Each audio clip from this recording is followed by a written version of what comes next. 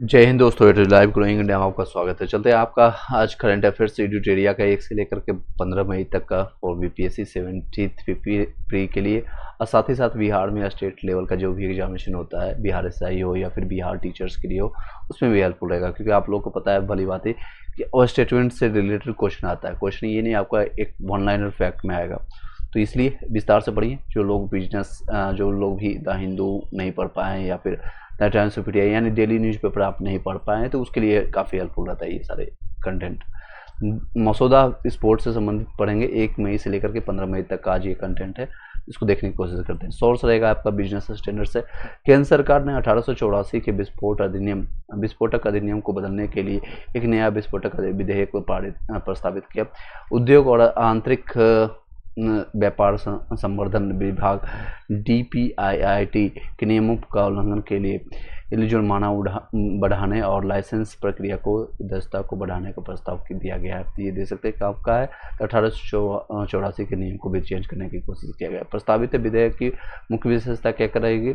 प्रस्तावित विस्फोट विधेयक आपका 2024 के अनुसार केंद्र सरकार लाइसेंस देने, निलंबित करने या रद्द करने के साथ साथ नए कानून के तहत नए अन्य निर्दिष्ट कार्यों को करने के लिए जिम्मेदार प्राधिकरण को नामित करेगी। लाइसेंसिंग प्राधिकरण लाइसेंस में विस्फोटकों की मात्रा निर्दिष्ट करेगा, जिसे एक लाइसेंसधारी निर्धारित अवधि के लिए निर्माण और स्वामित्व, बिक्री, परिवहन, आयात और निर्यात कर सकता है। यदि कोई लाइसेंसधारी व्यक्ति किसी भी नियम का उल्लंघन करके निर्माण या आयात या निर्यात करता है तो उसे 3 साल की कैद हो सकती है मात्र और 1 लाख रुपया का जुर्माना होगा, और दोनों हो सकता है। नियमों के उल्लंघन करते हुए किसी विस्फोटक को अपने पास रखने वाले, उपयोग करने, परिवहन करने पर 2 साल तक कैद होगा, 50,000 का जुर्माना या दोनों समान करना पड़ सकता है, दोनों सामना करना पड़ सकता है। विस्फोटक अधिनियम जो है 1884, उसके थोड़ा सा विस्तार जान लेते हैं। 1884 का विस्फोटक अधिनियम भारत में ब्रिटिश औपनिवेशिक सरकार द्वारा अधिनियम 1 तक कानून है, जिसका मुख्य उद्देश्य विस्फोटकों का निर्माण, भंडारण, कब्जे, उपयोग, बिक्री, आयात और निर्यात को विनियमित करना। यह अधिनियम नामित अधिकारों को सुरक्षा नियमों को अनुपालन सुनिश्चित करने के लिए उन परिसरों का निरीक्षण करने का अधिकार देता है जहां विस्फोटक संग्रहित या उपयोग किया जाते हैं। इसकी जरूर देखिएगा, पूरा आपको घटना चक्र जितने भी हैं उसको भी मैंने करवाया है बीपीएससी 70 के लिए या फिर टीआरई के लिए। अब आपका करंट अफेयर्स का आपको मैंने बताया था लास्ट वीडियो में, जब चेक किया था बीपीएससी के लिए। तो करंट अफेयर्स का वेटेज बढ़ता जा रहा है, यानी 30 से 35 क्वेश्चन आपका आएंगे, तो यहाँ से आपका क्वेश्चन संभव है कि आ सकते हैं। यह अधिनियम विभिन्न प्रकार के विस्फोटकों पर लागू होता है, जिसमें से बारूद, डायनामाइट और नाइट्रोग्लिसरीन्स और अन्य पदार्थ शामिल होता है। ये जितने भी बारूद बनाते हैं, विस्फोटक डायनामाइट बनाते हैं, इन सारे नियमों को उस पर लगा हुआ है। ये विस्फोटक से संबंधित दुर्घटनाओं को रोकने के लिए सुरक्षा मानकों और प्रक्रिया को निर्धारित करता है। अब रिसेंटली आपने न्यूज़ में भी सुना होगा, कई जगह हैं कारखाने ये सारी चीज़ों के कारण जल जाते हैं और कई लोगों को जान मान की हानि भी होती है। इससे संबंधित ये नया नियम लागू किया गया है। क्या क्या था मैंने विस्तार से बताया, इसको दोबारा सुन सकते हैं आप। नेक्स्ट है निर्विरोध विजय। निर्विरोध विजय जो सोर्स है द हिंदू से लिया गया।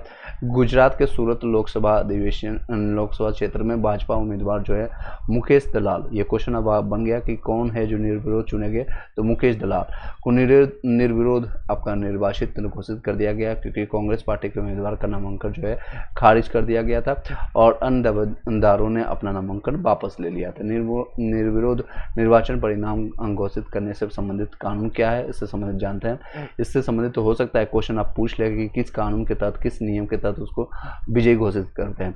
तो चुनाव संचालन नियम जो है आपका 1961 नियम आपका 11 रेटिंग्स ऑफिसर आरओ को चुनाव लड़ने वाले उम्मीदवारों की सूची को प्रकाशित करने और निर्विरोध चुनाव में परिणामों की घोषणा करने की अनुमति है। तो किसको अनुमति है? तो एक तो चुनाव संचालन नियम जो है 1961 के तहत, और ये आपका नियम 11 रेटिंग में कौन करता है? रिटर्निंग ऑफिसर करता है। रिटर्निंग ऑफिसर करता है, आरओ जिसको कहते हैं, आरओ के द्वारा जारी कर दिया जाता है। शर्तें क्या है? यदि किसी निर्वाचन क्षेत्र में केवल एक ही उम्मीदवार चुनाव लड़ रहा है, ये शर्त है। दूसरा, अन्य सभी उम्मीदवार अपना नामांकन वापस ले लेते हैं या अयोग्य घोषित कर देते हैं, तो केवल एक उम्मीदवार दौड़ में रह जाता है, उसको विजयी घोषित कर देते हैं। चिंताएं क्या है, यह प्रक्रिया जो है मतदाताओं को उपरोक्त में से कोई नोटा विकल्प का उपयोग करने की अनुमति नहीं देती है। वर्तमान चुनाव प्रक्रिया एक प्रकार से निर्वाचकों को पूरी तरह से चुनाव प्रक्रिया से बाहर कर देती है, और यदि चुनाव लड़ने की कोई उम्मीदवार नहीं है तो उन्हें अधिकारों में से वंचित कर दिया जाता है। ये सारे इसमें चिंताएं के विषय है। चुनाव को पुनः बहिष्कार से आशय है कि सभी को शून्य वोट प्राप्त हुए और धारा 65 के तहत वोटों की समानता को कवर किया जाता है। तो ये सारे धाराएं याद रखिएगा। जो जब लोगों ने प्रक्रिया में भाग नहीं लिया तो उनका प्रतिनिधित्व कौन करेगा। इसकी पहचान करने में लोगों की इच्छा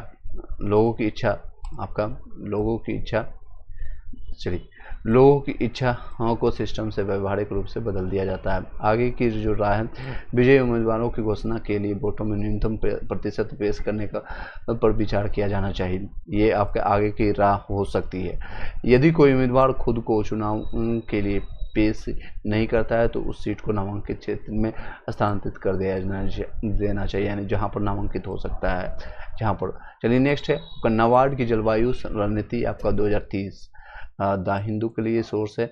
इसमें देख सकते हैं सतत विकास के दिशा में एक महत्वपूर्ण कदम उठाते हुए नाबार्ड ने पृथ्वी दिवस के अवसर पर अपने जलवायु रणनीति 2030 तक का अनावरण किया है। इस व्यापक रणनीति का उद्देश्य भारत की हरित वित्त पोषण की बढ़ती आवश्यकता को संबोधित करना है। भारत में हरित वित्त पोषण जो है भारत को 2030 तक संचयी रूप से 2.5 ट्रिलियन अमेरिकन डॉलर से अधिक तक पहुँचने के लिए सालाना लगभग 170 बिलियन अमेरिकी डॉलर की आवश्यकता है। वर्तमान हरित वित्त प्रभाव गंभीर रूप से अपर्याप्त है। 2019 से 20 तक में आपका भारत ने हरित पोषण में लगभग 49 बिलियन अमेरिकी डॉलर जुटाया है, जो कि एक जरूरत का एक अंश मात्र था।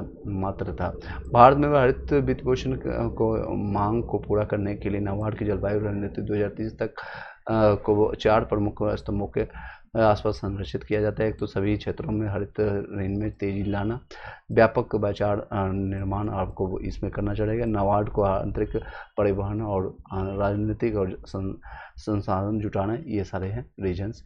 ये चलिए नाबार्ड की जो है आपको इसकी व्याख्या कर देते हैं क्योंकि इससे संबंधित क्वेश्चन आता है। इसकी स्थापना जो है भारत में सतत ग्रामीण विकास एवं कृषि विकास को बढ़ावा देने के लिए शिव रामन समिति के सिफारिश के आधार पर कब किया गया था, तो 12 जुलाई 1882 को की गई थी। इसका उद्देश्य कृषि लघु उद्योग यानी कि स्मॉल एमएसबी जितने भी है जो छोटे उद्योग हैं, कुटीर या ग्राम उद्योग, हस्तशिल्प या अन्य ग्रामीण शिल्प के प्रचार और विकास के लिए ऋण प्रवाह को सुविधा बनाना है, यानी कि इन लोगों को लोन प्रोवाइड करना आता है। और इसके मुख्यालय कहाँ है, कमेंट बॉक्स बताइएगा। यह आरबीआई के अधिनियम 1934 के तहत एक वैधानिक निकाय के रूप में काम करता है, जिसका मुख्यालय कहाँ है। मैंने अभी जो क्वेश्चन किया है इसका जवाब यही पड़ा है, मुंबई में है इसका मुख्यालय। कई लोग इसमें नाबार्ड का लगाते हैं, लखनऊ भी लगा देते हैं। यह जो है भारत सरकार द्वारा आपका नियुक्त निदेशक मंडल द्वारा शासित होता है। इसमें आरबीआई के प्रतिनिधित्व शामिल होते हैं और केंद्र और राज्य सरकारें ग्रामीण विकास और वित्त ने संबंधित विभिन्न क्षेत्रों में के विशेषज्ञ होते हैं। और नोट कीजिएगा पृथ्वी दिवस आपको 22 अप्रैल को मनाया जाता है। थीम था ग्रह बनाम प्लास्टिक। निष्कर्ष निकला यह रणनीतिक पहल पर्यावरण प्रबंधन के प्रति नाबार्ड के प्रतिबंधों को मजबूत करती है और साथ ही भारत को एक लचीली और टिकाऊ अर्थव्यवस्था बनाने की दिशा में महत्वपूर्ण है। तो ग्रह बनाम प्लास्टिक ये आपका थीम था 22 अप्रैल का। चलिए आज इस वीडियो को शॉर्ट ही रखते हैं और आप लोग का विचार हम जानना चाहेंगे वीडियो को कैसा लगा है और इस कंटेंट को हम पूरा हम करवाएं या इसका प्लेलिस्ट हम बना देंगे। लाइक करके सब्सक्राइब करके बेल घंटी दबा लीजिएगा और साथ ही साथ कमेंट जरूर कीजिएगा कि इस तरह का कंटेंट सभी करंट अफेयर्स का हो या फिर अन्य जितने भी सब्जेक्ट हो, चाहे आपका फिजिक्स हो, केमिस्ट्री हो, बायोलॉजी है या फिर आपका हिस्ट्री हो, पॉलिटी हो, ज्योग्राफी हो, एक एक क्वेश्चन को फैक्ट के साथ क्वेश्चन के साथ हम सॉल्व कराएं। या आपका क्या विचार है, करंट अफेयर्स का कितना आपको वीडियो डेली चाहिए। डेली हम कोशिश करेंगे 15-20 मिनट या आधे घंटे 1 घंटे का हम वीडियो करंट अफेयर्स का लाएँ या नहीं लाएँ, या आप अपना विचार जरूर प्रकट कीजिएगा तो आगे कंटिन्यू किया जाएगा। उसके बेसिस पर आप लोग जैसा रिस्पॉन्स कीजिएगा। Thank you so much, have a nice day.